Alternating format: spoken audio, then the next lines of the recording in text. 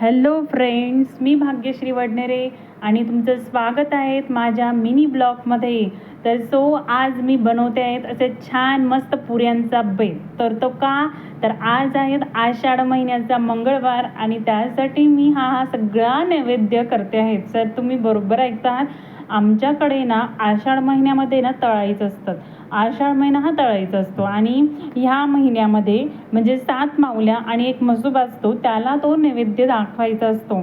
आणि तो नैवेद्य दाखवण्यासाठी अशा ह्या छान मस्तपैकी मी पुऱ्या तळत आहेत आणि ह्या पुऱ्या तळून मग मी तो नैवेद्य दाखवेल. आणि याच्या मागचा हेतू हाच आहे की आपण हा नैवेद्य का दाखवायचा असतो, त्या माऊल्यांना, त्या देव्यांना हा नैवेद्य का दाखवायचा असतो, तर त्याच्या मागचा हेतू आपण जाणून घेऊया. तर त्याचा मागचा हेतू हाच असतो की तो आपल्या हे जे हवामान आषाढ महिन्यामध्ये हे जा काही ऋतू बदल होतात, हवामान बदल होतं आणि ह्या हवामानाचा फरक आपल्या मुलाबाळांवरती, आपल्या आबालवृद्धांवरती किंवा आपल्यावरती नको पडायला, आपल्या मुलांना त्याचं बाधा नको व्हायला आणि मग ते मुलं जास्त आपल्या आजारी नको पडायला, म्हणून आपण हा नैवेद्य त्या माऊल्यांना, त्या देव्यांना देत असतो. आणि त्यांना आपण प्रार्थना करत असतो की हे देवी माते, माझ्या मुलाबाळांना सुख समृद्धी, सुख समाधानाने राहू दे, सुख समृद्धी आमच्या घरात येऊ दे, असे आपण प्रार्थना करत असतो.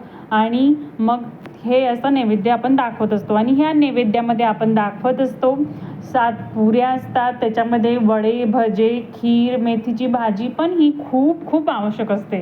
तर तुम्ही बघू शकतायत मी किती छान इथं आता भजे काढून घेतले, माझ्या पुऱ्या झाल्यात, भजे काढून झाले. आता मी मस्तपैकी मस्तपैकी वडे तळायला घेणार आहेत. आणि आपल्या सगळ्यांच्या आवडीचा हा भाग असतो वडे. आणि आपण देवीला नैवेद्य दाखवतोच आणि त्याप्रमाणे आपल्यालाही ह्या गोष्टी खायला भेटतात आणि आपण ह्या महिन्यामध्ये तळून खाल्लं पाहिजे असा जो एक शास्त्र आपल्याला सांगतं. तर आपण त्या गोष्टीला पाळलं पाहिजे, मी असं म्हणते. कारण ज्या रूढी परंपरा आपल्याला लावून दिलेल्या असतात, त्या आपल्या ऋतुमानाप्रमाणे त्याच्याप्रमाणे त्या आपल्या रूढी परंपरा सगळ्या आपल्याला दिलेल्या असतात. आणि ह्या रूढी परंपरा आपण पाळणं हे खूप गरजेचं आहे, कारण आपल्या पुढच्या पिढीला ह्या रूढी परंपरा समजणं खूप खूप गरजेचं आहे. आणि त्यांना ह्या रूढी परंपरा फक्त आपण जसं करतोय तसं न करता, तर त्यांना त्या सांगून त्यांना समजून त्यांना सांगितलं सगळ्या गोष्टी, तर ते ऑब्व्हियसली ते आपली नवीन येणारी जी पिढी आहे ती पण उत्साहाने ह्या सगळ्या रूढी परंपरा साजऱ्या करतात. आता तुम्ही बघू शकतायत की मी हा देवींना नैवेद्य काढते. मस्तपैकी 7 पुऱ्या ठेवल्या आहेत, मग आता 7 वडे ठेवणार आहेत आणि त्यावर असे मस्त भजे ठेवणार आहेत असे. आणि मग त्यामध्ये ठेवणार आहेत मी त्याच्यामध्ये मग मी भाजी, खीर आणि वरण भात, हे सगळ्या ज्या वस्तू आपण बनवलेल्या असतात नैवेद्यासाठी त्या ठेवायच्या असतात. आणि आपण म्हसोबाला पण ठेवतो, एक पुरी, एक वडा, भजे असं आपण त्या म्हसोबाला सुद्धा द्यायचं असतं.